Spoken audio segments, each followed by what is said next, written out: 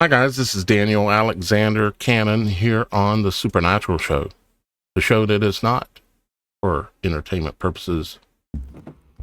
Today, we're going to follow that line of thinking, and we're going to attempt to help you understand and comprehend. Additionally, some of you are the advanced class that are here. Yeah, but some of you will maybe be beginners. So we're going to help you try to understand the nature of the world, okay? And why things are as they are. But first, let's see who we've got here with us today. Actually, Roxy is not with us today. She had some things to take care of, so Roxy's not here today. However, we do have my long-standing co-host Shannon here with us today. And what in the supernatural is going on with you, Shannon?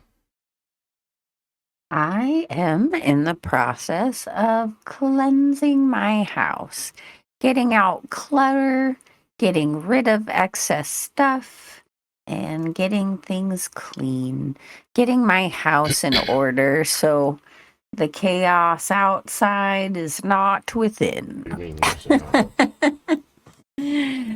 But yeah, and I'm excited. The Ethiopian Bibles are arriving today for that tinfoil hat contest, which we will be voting for by the end of this week, I believe. And yeah, so that's what's been going on. You said they're arriving today? Yes, they are. And it is the Ethiopian 88 book Bible, right? Yes, and so, all kinds of other stuff digitally, and yeah. So why would we, in your opinion, Shannon, why would we, I would think y'all guys would be telling us if there's an audio problem. Miss Kim's having one on her side over there. I'll check her out here in a second and see what's going on. Let me finish our little intro area here. Robin says, yes, we're 5x5, so sound is all good.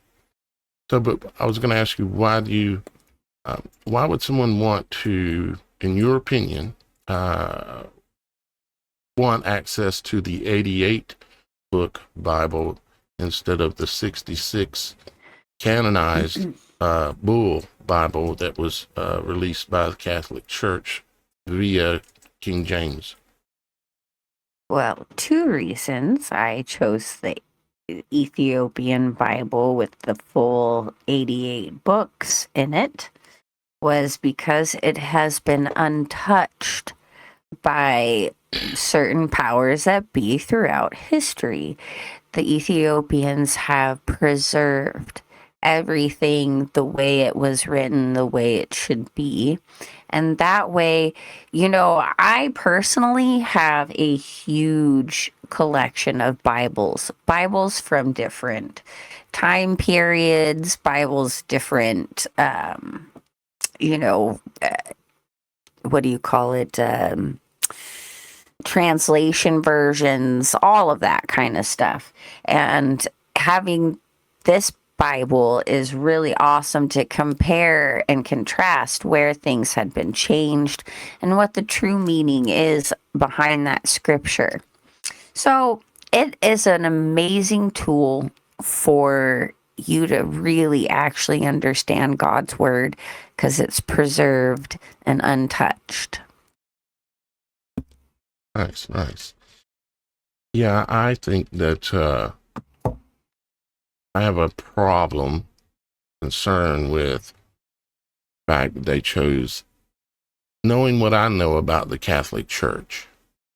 And this show isn't about just telling you everything that I know about the Catholic Church, but based on what I know about the Catholic Church, them choosing to exclude certain books and coming up with the number 66 is actually appropriate for them, knowing what I know about the Catholic Church. And the number 88 would be an actual appropriate number knowing what I know about a lot of things. And the number 88 is associated with the light, the truth, with Jesus Christ, Yahushua HaMashiach, or Yeshua Christos, the Christ. It is, I think, important to not be locked-kneed into thinking that you should only look at the one that the Catholic Church put out. And on top of that, the Catholic Church does not allow their members of the church to even read it. They have to go to the priest and have the priest tell them what they should do or what it means. And to me, knowing that I am a child of God in this world, I want to prove all things and seek all things, and then discern and make my own decision about it. Now, I'm not going to sit here and say that the Ethiopian Bible is going to be the answer all to all, but I can say that I want to read it and I want to see it. And ultimately, I'm going to have one of these, even if I don't win the tinfoil hat contest between us. Some way or another, I'm going to get one and check it out. So, Shannon, give me just a second, and guys, give me a second. I got to check on Miss Kim and see if her setup is functioning right or whatever. Maybe just chit-chat amongst yourselves for just a moment. I'll be right back. Well, okay. I would like to kind of expand on what he had mentioned about the Catholic religion. And I just want to reiterate something, of course, because there are many people who call themselves Catholics who really are people of God, and they really believe in Jesus and all of those things. And they see hypocrisy within the church and all of that. And I'm not talking about any of those people by any means, but I can speak for the church in their manipulative skills quite well, because and I know for a fact that they do frown upon you reading the Bible for yourself. And it's interesting because, the Catholics have their own Bible, printed, of course, that has a lot of interesting symbolism within the pages. But I found myself reading the Bible all the time when I was a kid. And I would constantly be like, what does this mean? And I would go to my mom or go to certain people in the church. And my mom didn't know because she was taught not to read the Bible herself. The priests had to interpret it for you. So I would ask my priests and the nuns and things along those lines when I was at church.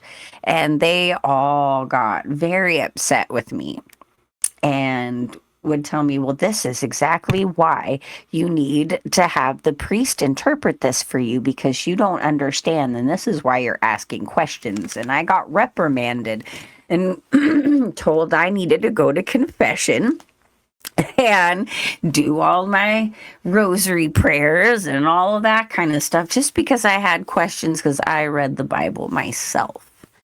And that just did not sit too well with any of the higher people in the church. It pretty much sits well with when you want to control people. You're not able to connect with God. You're not able to discern or understand anything. And I don't agree with that. So I'm excited that that Shannon brought up the opportunity for us to get our hands on some of those. And I actually didn't know you could get one where she is getting it from. And I was like, wow, this is awesome. Yeah, I see your comment from the website, 7687, 88 books thick. Most would probably assume that an Ethiopian Bible would be thin. It's not. That's a big book. It's bigger than the King James because it has all the King James in there, but not edited by King James. So you're going to get a more authentic Bible, I believe. Now, there's going to be somebody that's going to say, oh, no, you got to stick straight with this or that or the other, and that's what you've been taught, and that's what you believe, and I understand it, but put it this way. If you're not aware at this point, the King James is changing. It's been changing. And what I mean by that, it's like Mandela effect, and there are a lot of examples. We've done entire shows on it, talking about all the examples of where the King James has been changing. Now, I wonder what it says in the Ethiopian. I wonder if those same changes have taken place somehow supernaturally in the Ethiopian, or if the Ethiopian has been untouched. It'd be interesting to see. Wouldn't you think, Shannon? That would be interesting. I am super excited because eventually, I'm just going to state this now. I will probably just get my own because I'm not counting myself. Even you guys can vote for me. But Anyway, if so, well,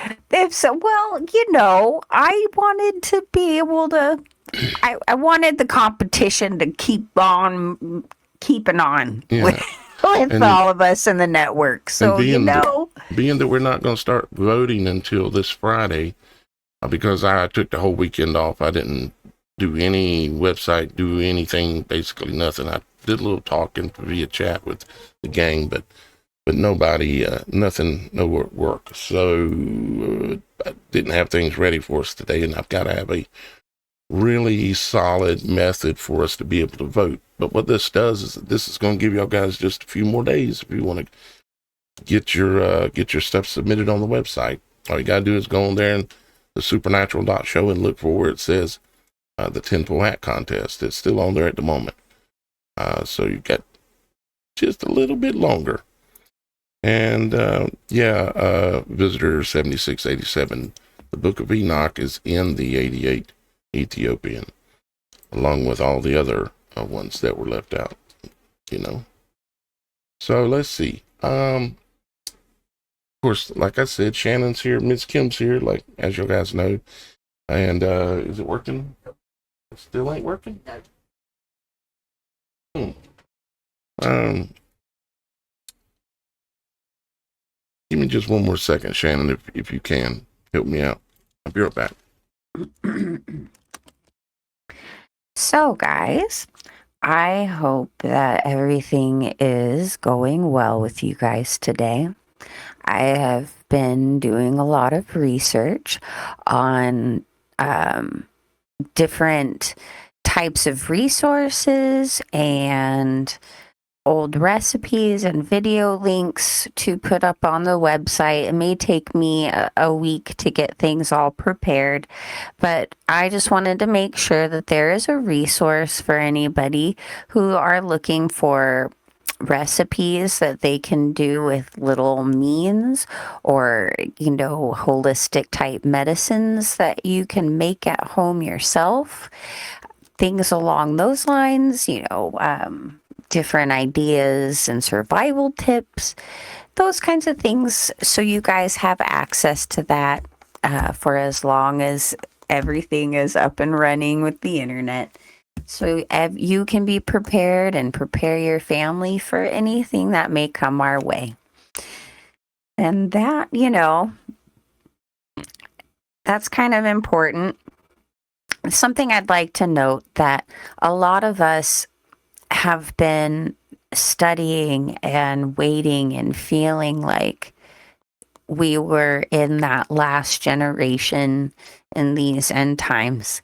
And we have all been watching and waiting for the signs and symbols, and we know that these things are going to come. But sometimes I think that we are not always in the reality that this is actually happening. Like, we can shout out to the rooftops that, hey, we're in end times. We've been in end times for quite a minute here. But to actually face reality and say, hey, it doesn't say in the Bible that I am going to be completely safe from any kind of sorrows or any kind of struggle. It clearly states that we will be here in the time of sorrows. We will be here to face these hardships, and that we're all tested in that way and shape and form. So it's not fear mongering to be prepared. It's not fear mongering to put that oil in your lamp. Knowledge. It's knowledge, and it's something that you know since you can remember that you were going to be a part of. So it's not anything to fear. It's just, hey, it's here. It's kind of an exciting thing. It's not exciting to see people suffer. Right. It's not exciting to see people suffer. It's not exciting to go through hard times, but it's exciting to know that we are here in the times that it's all going to be in God's hands forever. And that's the part that's exciting, that we all get to go home soon. That's the part that's exciting. And speaking of the end times, let me share my screen. Okay, there. Speaking of the end times, and the name of the show today, of course, is Cycles, Patterns, and Symbolism of the true nature of this world, right? Of the nature of nature, basically. To know that you're in the end times means that there's a cycle that goes on. Now, it went on before. We all can read about it in the in any kind of Bible you want, where it comes talking about Noah. And so this world goes through these cycles, okay? And it's, now there may come a time when the cycle is done, but nobody knows when that'll be and when the ultimate end is over, and that there's just no more experience, meaning this world, this reality. You see, and I say it quite often, you know, we're in this world, but we're not of this world. This world is a teaching grounds, a testing grounds, where we're here to experience things, experience basically the light and the darkness. And we are here having that experience. And so we're going through these cycles. And this world, if you go and you start looking, which we're going to do, and I have done, but if you go and you start looking into the past at archaeology, you might call it, for lack of better words, you'll start noticing that there's evidence that this world has had an end times quite a few times, and we don't even know how many. There's too many, as Roxy would say, there's too many things that were founded. There's too many old, made out of stone, ancient buildings and statues and petrified trees and just everything that is left over and was found again. And it tells us something, okay? It is trying to tell us about the nature of this world. It is a cycle. Now, I'm not the first one to ever say that, but it's something I see clearly, that there's cycles that this world goes through, and we come in and out, in and out, in and out freely for the most part. We fear death and we fear pain, and that's just, I guess you'd say, natural. But we only fear death because we don't know what's on the other side. Or we have beliefs about what the other side is, but we don't know because that part of our memory has, you might say, we don't have the memory of exactly what it was like, okay? And, of course, that's part of what Father chose. He chose for it to be that way. And so I guess you could say that was a good lead in to what we're talking about here. I'm trying to change the background on this thing here, and for some reason, there we go. Trying to get the LBA background, Logic Before Authority background out. Anyways, so let's talk about cycles, okay? Because everything in this world is based on these cycles, patterns. Patterns are something you can recognize, and it's a repeating something, okay? And then you have the symbolism that you should be able to recognize a lot better if you've been here with me for quite a while. But all these things, they work together. Matter of fact, I had a little piece here that I was going to read that I wrote earlier. So let me read it real quick. It's not too long. Let me get some water. So I wrote, cycles, a small word with deep meaning. Most will never seek or understand. Patterns, another small word with deep, hidden in plain sight implications. Few will ever know. Symbolism, another slightly bigger word that, if understood, unveils the hidden in plain sight, simple nature of our world. Repeating cycles, repeating patterns, repeating symbolic refracted images in the likeness of themselves, unveiling the majestic yet simplistic nature of the world we live in and how it functions, like an orchestra, creating and holding the thin reality we call life together. Hidden, yet truly hidden in plain sight.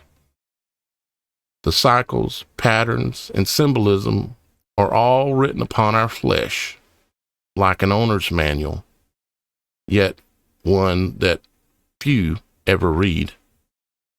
Birth, childhood, manhood, and our children, and ultimately death, reveal to us not just the nature of man, but the nature of nature, and even the nature of the heavens above. All following cycles, patterns, and holding the symbolism to decode it all. Just as we experience birth, life, and death, and then rebirth through our children, so must the world. Time itself even experiences this same supernatural process. Can you see it yet?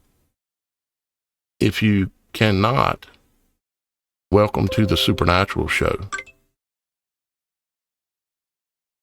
a place that reveals these things as we take you beyond the veil. So yeah, I wrote that earlier as I was thinking about today's show. And some of you will, I think, understand really what I'm saying in those words. And I, too, am still seeking the true nature. But there's been so many years now that I've been blessed with having the ability to have the time to be able to focus my life, or the remainder thereof in this world, on seeking the answers to these things, seeking the right questions to ask, seeking the true world that we live in, and whose world do we live in. Now, we know ultimately Father created all things, but most of us would agree that there is a prince of this world, or God of this world. We would see that as the lightness being Father and the darkness being Satan. And they chase each other continuously throughout time. in every way and all ways, continuously. Dark chasing light, light chasing darkness. And this same pattern exists in everything. And the pattern itself is a cycle. And there's symbolism that is all over, literally all over our bodies. One of the first places I've come to learn to look is look at our bodies, for we are in the image of our Father in heaven. And our bodies will reveal to us the true nature of the world we live in if we look at it and truly want to discern and understand what it is. You guys all know that I've looked at the human eye a lot. Y'all guys, we haven't had too in-depth a conversation in a while about what I call points of creation, which are they're areas on our body that are in the image of the garden, like even the Garden of Eden, as depicted in the Bible. And they all have similar attributes. They all have cycles they go through. They all have patterns they exhibit. And then the symbolism is all there to be seen. I'm not going to go down the rabbit hole and back up and go into that today. Ultimately, I'm going to have a documentary that will show all these things that I'll be putting out in as soon as I can. For this work takes a lot of time. Here's like an old temple that's in India, for instance. And, you know, how old is this really? When was it found? Or maybe even was it found several times? You know, because certain things that have been built in this world seem to have the ability to but exist on throughout times, throughout the cycles. And then a cycle when end time comes, which they would call it the Great Reset, because they're very well aware of what I'm talking about. They're so well aware of it that they want to control it. And they want to come out on the other side as the victors. And ultimately, they would love to dethrone God himself if they could. And they've attempted to do this every cycle. Tower of Babel, Noah's Ark. I mean, there's numerous that are documented, and how many are not even documented?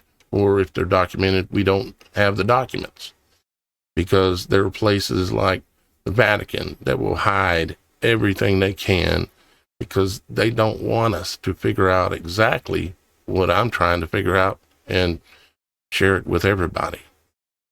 Because I do believe that understanding, or rather understanding, the true nature of our world will reveal everything that opposes us and everything that does not oppose us, and ultimately will set us free. But we have to seek it in order to find it. I've got some slides up here on the screen. I had one that I showed Shannon earlier, and I'll ask y'all guys the same question here. As you can see, it's just a simple screw, right? And make this a little bit bigger. I'm putting this document together as I go. I've got another document here that's got, let's see, 799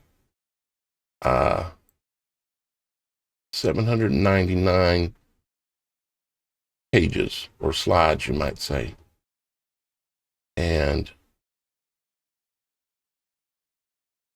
it got so big that it's hard to work with it. So I decided to kind of restart it and rebuild it and try to build it in a way that ultimately I can make a documentary out of it. And if you want to see the original one, I'm going to take it, a link to it, and I'm going to put it on the website under a page called, I think I named it Daniel's Desk. Okay.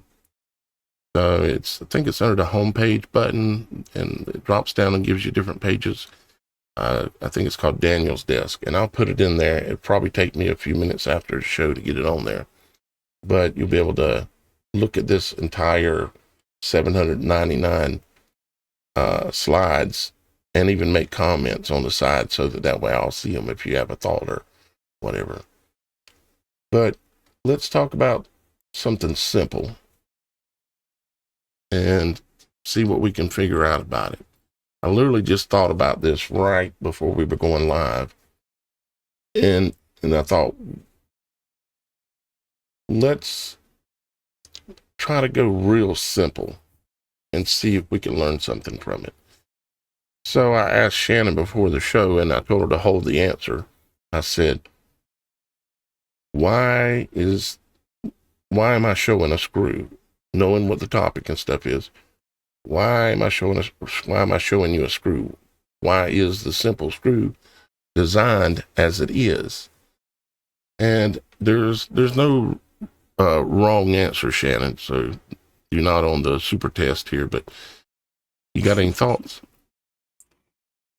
I mean, it does help to continue to embed itself within the, whatever object as you're turning it, because of the spiral pattern. Mm-hmm. It locks in and it tightens and untightens with ease. That's all I can think of. Well, you're noticing, you're noticing the attributes of it, and and that's part of it. But what came to me is that it's as simple as this: a screw would not work any other way. It has to work this way because it is a law of the nature in which we exist in. If you design, of course, you can make the screw longer, you can make it thicker, you can change the spin of the threads on it. You can do things like that. But it has to, in order for it to function, which a screw is something that is used, every household in the world has one in it. Probably many. But if we didn't understand this one simple thing of how nature functions, we wouldn't know how to even design the screw. Another example would be the wheel. Like understanding in this world the simple nature of how a wheel works, and not only works, but works most proficiently. A square wheel doesn't work real well. If you got a steep enough incline, you could get it to roll down the hill, but the square wheel doesn't work very well. The one that's perfectly round works the best. To get it to spin or tour, to get it to move, right? And if you look at for instance, the eye of a hurricane, when is that hurricane its best? When the eye of it is a perfect circle. It's a wheel. Okay? And then you can take that same simple understanding again and go from the wheel to the hurricane, and then go all the way to Ezekiel's wheel within a wheel. That explains simply when angels appear in this world, they take on the form based on the laws of this world, which is in Ezekiel depicted as a wheel within a wheel, in which I have seen that image of the wheel within a wheel. To me, it looked like a donut, but also, well, you could say like a hurricane, like the eye of a hurricane, a donut, the wheel within the wheel. And it also, you know, it also looks like a torus. When I've seen angels, I've seen the energy flowing around them. And all that energy is following a specific pattern, okay? And that pattern, it has to follow that pattern because it is the nature of this world. So here we have the simple screw, and it rotates on a central axis in order to perform its job, okay? Just like if you look at this as like a tornado, the tornado's spinning and drilling itself down and performing the actions that it does. And of course, the hurricane has the simple screw nature in it itself, and the threads in the hurricane and even in the tornado, the threads are the frequency lines that are spinning around it. Okay. And so I guess what I'm trying to point out is just even the most simplest things in this world are based on the same cycles. Of course, in order to get this screw to work, you have to turn it. You have to make it cycle, and it's all working on the same set of rules. And once you realize that the world is working all on the same set of rules, you can start to see the patterns, the repeating patterns. So you got the cycles, the patterns, and the symbolism. Symbolism is like saying you're seeing cycles and seeing patterns, but symbolism says, okay, a hurricane and a tornado, they function very similarly, but they're not exactly the same. They're in the similar image to each other. Now, they're a lot closer in image to each other than a lot of things, but because they're both in the clouds, they're both produce heavy winds and all these things. But you could find these same patterns and symbolism in everything that's in this world. And like I've shown y'all guys many, many times before. And point out basically why I'm showing the screw is because I want us to think how simple it actually is. You know what I mean, Shin? I do. Okay. And any thoughts you might have about it, feel free to say that as well. I don't know if it's the best example, using a screw or using a wheel, but it's just everything has to follow a basic set of rules and laws in this world. And what they've done is they've studied them. They've studied nature. Go ahead. The spiral, which, people are familiar with the Fibonacci sequence, Mm-hmm. which is really God's fingerprint on all creation. Mm-hmm. And the spiral it's even tied is to this screw right here. Exactly. There's no beginning, there's no end. It just is non-stop, eternally going. Mm-hmm. And into the infinitely small, into the micro, and into the macro. So this is God's fingerprint. This is God's construct. This is the signature in his frequency, the spiral. This is eternity in essence, if that makes sense. Mm-hmm. Yeah. And everything works like this. Everything follows these sets of rules. But once you finally see and recognize that everything is functioning off a specific set of rules, it doesn't matter how small it is or how big it is. Let's say the entire world.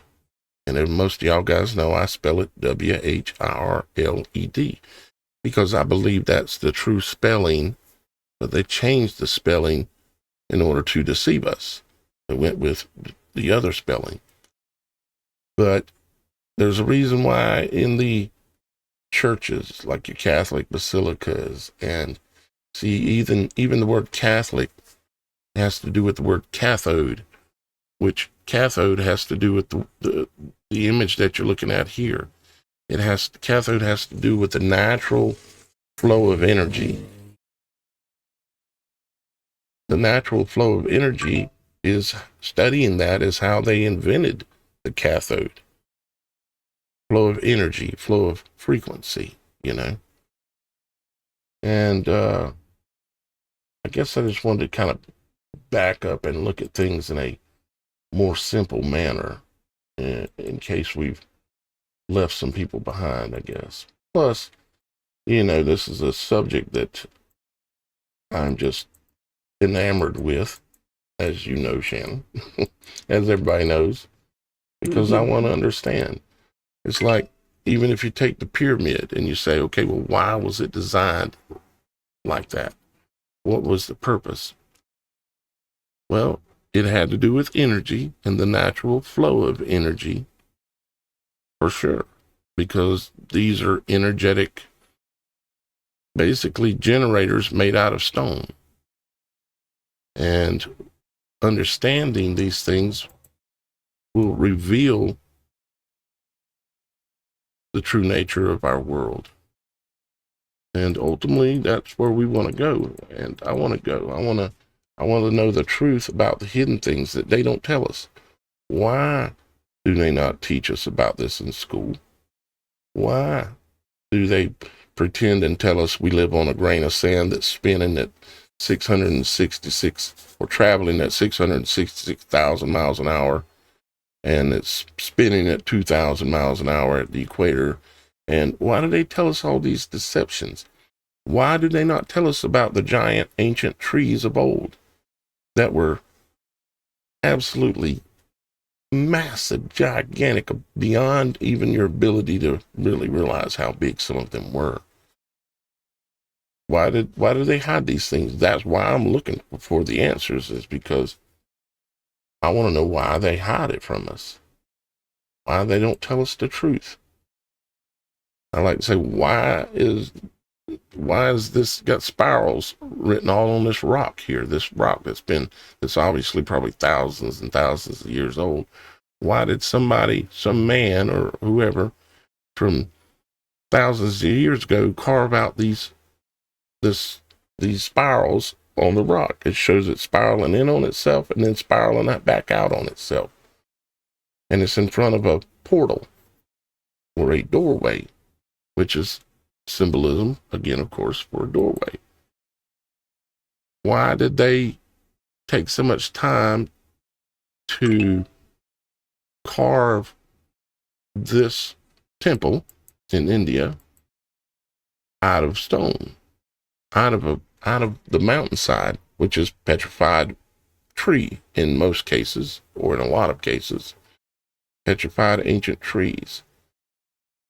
And then, of course, the tree itself holds the knowledge of the cycles and the patterns and the symbolism that we're talking about. And so I can't help myself. I just keep digging, and piece by piece, it gets revealed to me. And as it gets revealed to me, you guys know what I do. I bring it to y'all guys for your consideration, and you ultimately get to decide what you do with that information. Because a lot of it, I would say, is still theory, like my theory about the known area of land that we exist in. My theory of that it continuously, extremely slowly, moves around in a spiral type movement. Everything else in this world does that, but the world itself don't do that. I don't know. I can't prove it. And like I say, it's still theory at this point. But as I consider these things, if they are the true nature, more and more things will come forth. More, you might say, more proof or more things to consider will come forth and will show us what it is. Why did man thousands of years ago put all these rocks in these little circles that look like the flower of life or cathodes? You know, why did he do that? It's everywhere, all over the world.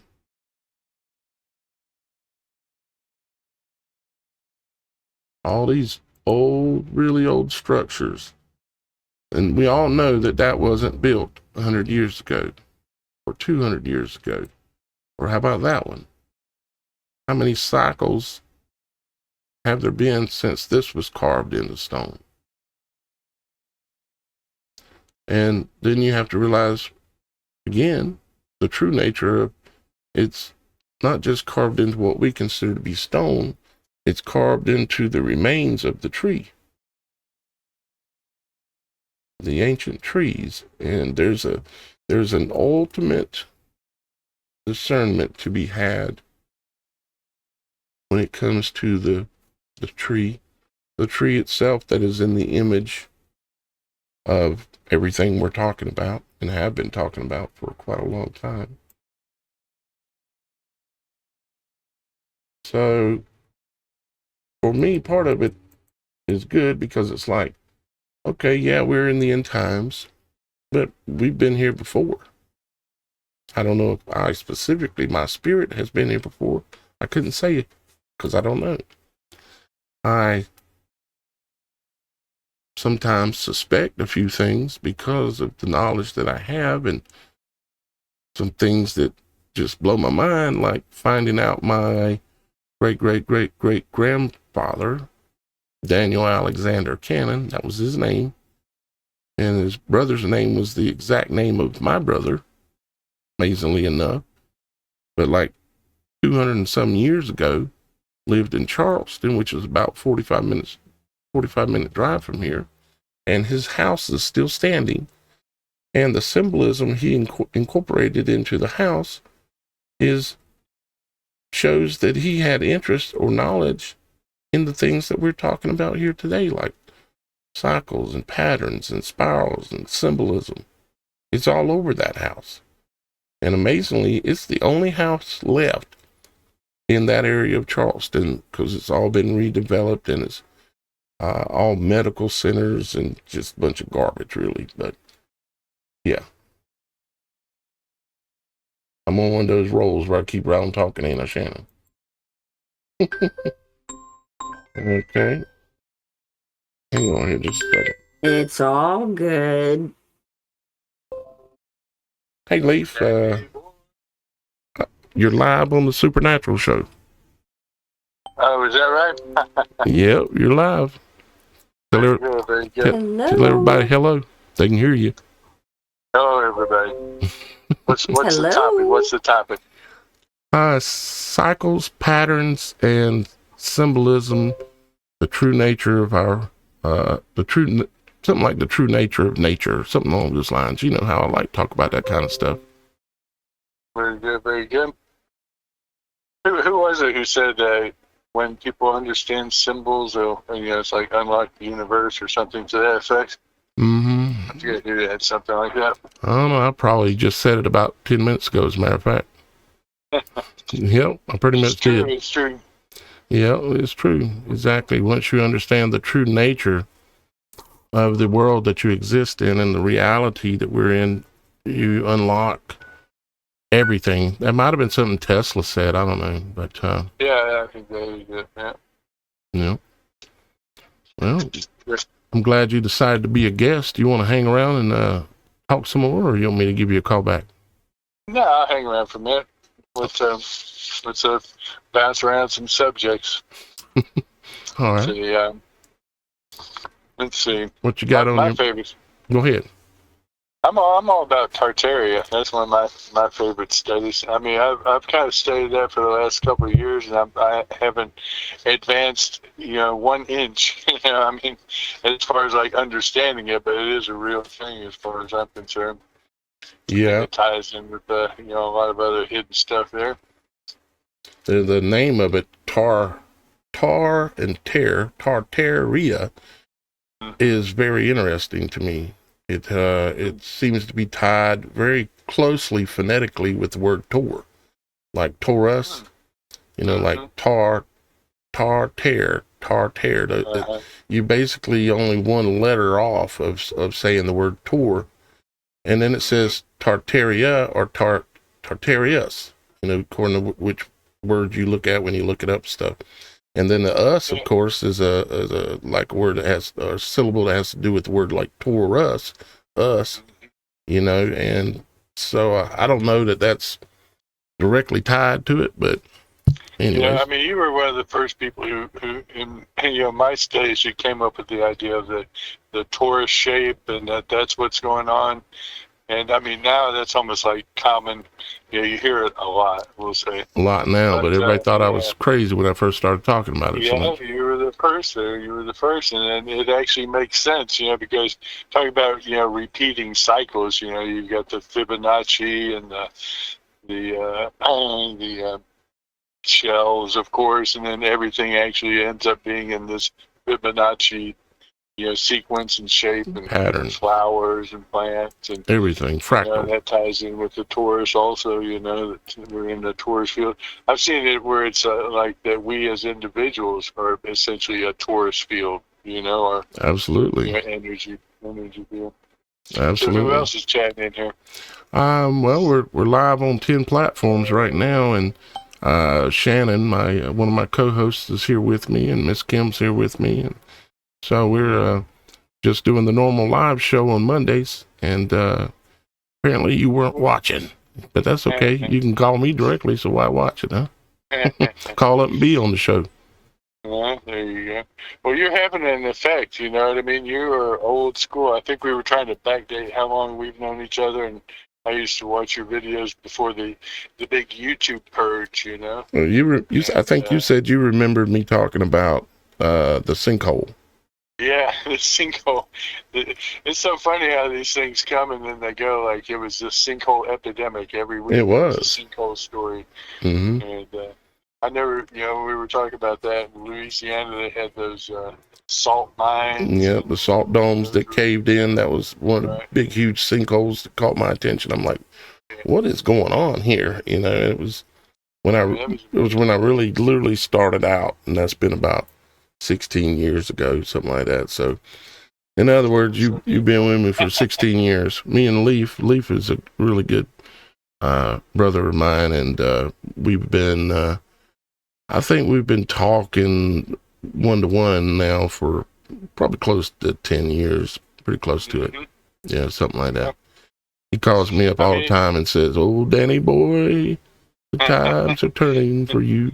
But yeah, you've had impact, for sure, because I mean, everybody's taking their chip out of it, and then the more people, little by little, and now I swear it's, now of course, I've been telling you, I've been cruising around TikTok, and there's a whole, another, just like people shifted from YouTube, and then they would go for this platform, and that platform, but it's becoming. I've been planning on doing a lot more TikToks here very soon. It's a good one, yeah. I mean, there's something to be, there's a lot of bad about the short form, because it does, lend itself to the short attention span. I'm sure that's all some sort of planned thing too. Yep. But as far as like delivering messages, I mean, it's kind of nice, having a bite-sized thing, and like most people were working, so we hear a little bit, and then it gives you something to think about while you're digging concrete or whatever you're doing. Right. Yeah. Yeah, it's just another avenue, and I'd be streaming live on it right now if if I could get the API key or the stream key from them, so I could stream directly to them and have the server URL, but they hide it.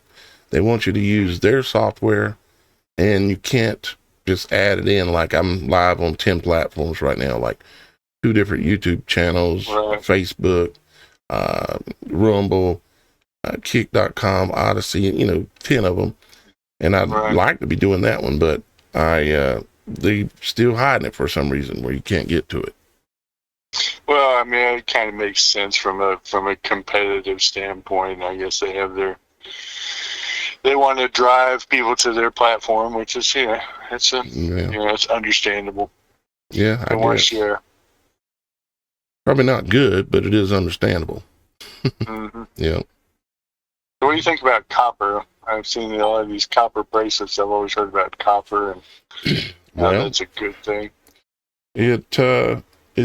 We obviously know that it is very good at transmitting and conducting energy flow, frequency flow, and everything.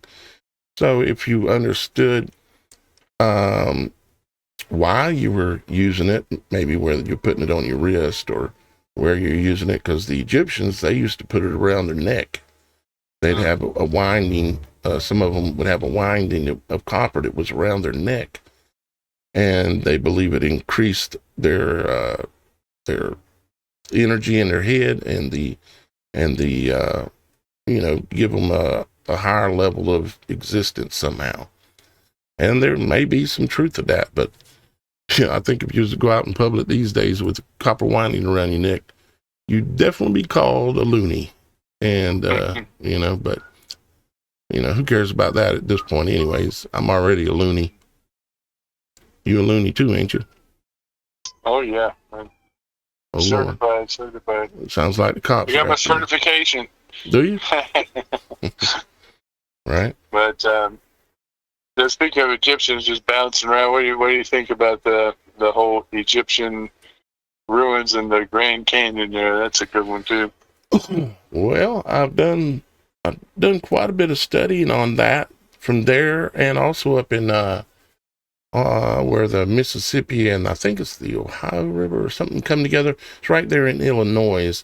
It's in a little place called Little Egypt, and there's all these mounds that are there, and there's caves there and in the the Grand Canyon, where they say that they found all these antiquities that are Egyptian.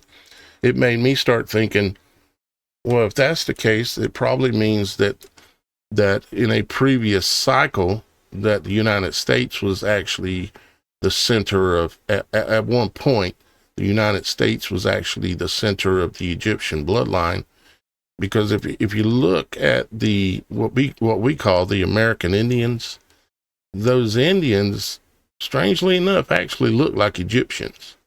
Mm-hmm. And you look at some of the Indian women and Egyptian women, and you're going to see a woman that looks, I'm not saying it's, DNA an exact hit, but there's something going on there, and somehow or another, a catastrophe happened, a cycle ended, and everything got wiped out, and what was left was later on found, which is why they call it founded in 1812. Like they found it, like Roxy says on the show sometimes. I mean, it does. It's like where the evidence, like where the chips fall. If the chips fall and the evidence is kind of pointing that way, it almost makes sense from the standpoint of the everything, all history is a lie and all this kind of stuff. And it's almost like, whatever you've learned, try to think of it in the exact opposite, and that's probably what the truth is. It's sad to say, but that's about what it seems like. You ain't gonna believe this, but on my screen, literally at the moment, my next, I'm looking at some slides. I've got 799 slides up here in a presentation, in a Google Doc presentation, and literally the next slide was showing the Egyptians, the explorations in the Grand Canyon, and talking about all the things they found. I'm literally just clicking and showing images of some of the stuff they found, and some different images of areas in the Grand Canyon where there's been caves dug out and homes built in. And literally it was on screen and I didn't realize it when you asked that question. This is what I would call the supernatural. Yep. Yeah, he can't hear you, Shannon. But yeah, Shannon, my co-host, said this is what you call supernatural. Because I had it on screen literally, and you called and talking about the same stuff that we're talking about, and then you bring up the Grand Canyon, and I literally had it on screen. I mean, I didn't have to move hardly nothing. It's already right there, which is pretty wild. Yeah, I mean, that's backed up by, I guess they have like the copy of the old articles about them, explorers who discovered that stuff, and before they could, before the age of censoring and so forth. So a lot of that stuff is still floating out there. So it's got a lot of bona fides. But I'm finishing up my lunch here, but good catching up with you. Yeah. And fun being on the show there, and looks like we're on the same page. So. Imagine that. All right. Well, carry on, maybe you everybody else is out there. Think about it if you want to join us a little bit more officially sometime on the show, and we come on and talk about whatever you want to. It's a funny coincidence. All right. Excellent. All right. Love you, man. All right. Love you too, brother. All right. Bye-bye. And that's how you do it. That's amazing, ain't it, Shannon? That is supernatural. Yep. Yeah. Call up, and I've got the slides on what he wants to talk about on screen.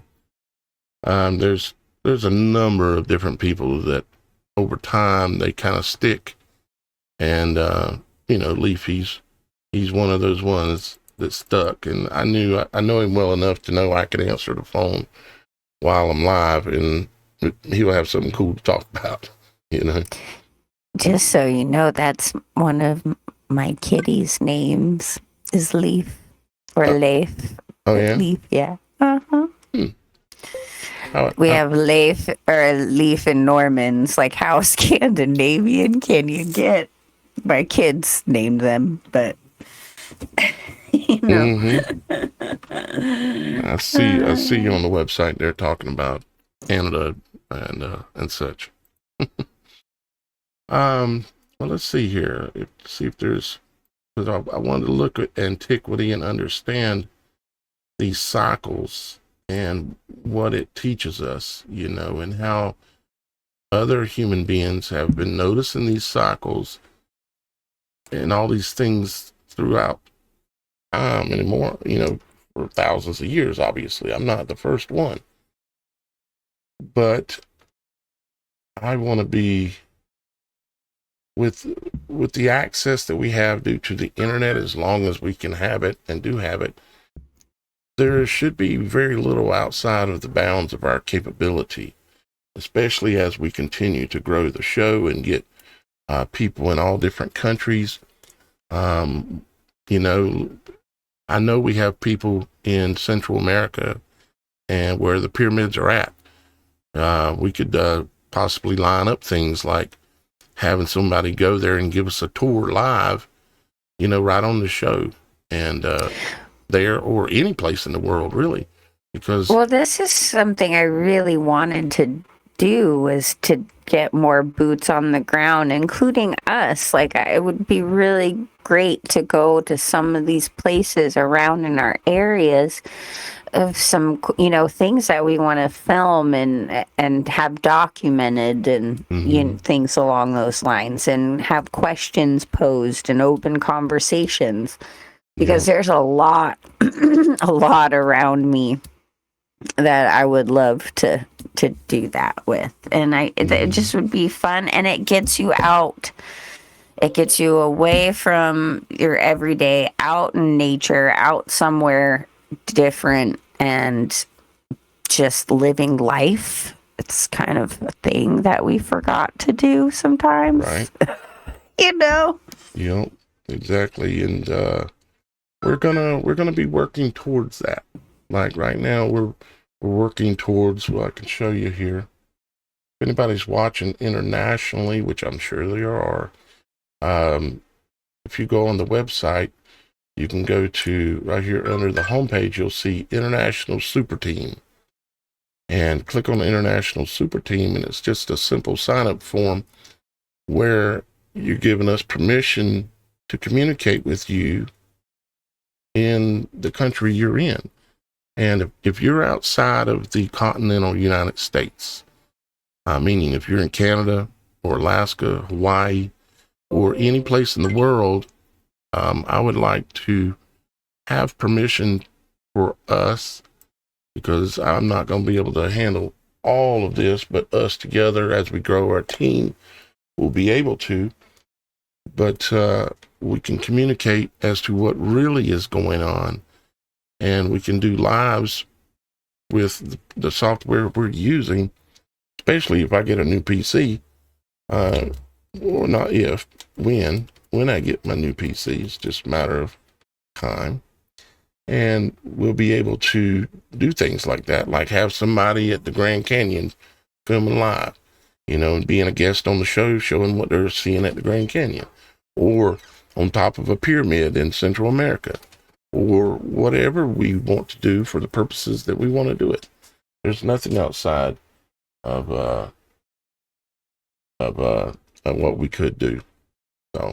So anyways, go sign up here if you're international. Become a part of the International Super Team, and so that way we can grow this into a international show, because that is truly where we need to go, one of the places. And to give y'all guys one more little quick update, and then we're gonna let you go. Because I know Shannon's got some things to take care of and so on. I wanted to show you real quick on the October Superthon. I told you I'd give you a final number update today, where we ended up. And we had a goal of 10,000, and we didn't make that goal yet. But we were able to hit 4724. And that includes, well, I'll tell you what it includes. It includes, if I can find my page, here we go. Like once a month, I have people, a few people who contribute to my work via Patreon.